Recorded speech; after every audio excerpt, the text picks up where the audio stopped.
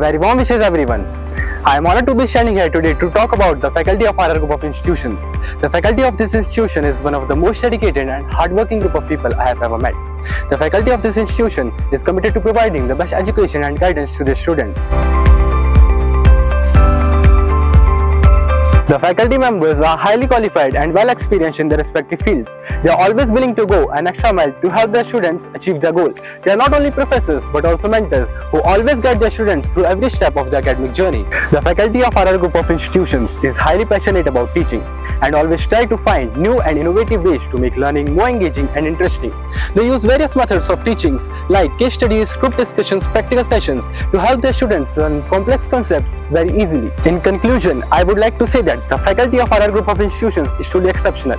They are backbone of this institution and have played a vital role in shaping the lives of countless number of students.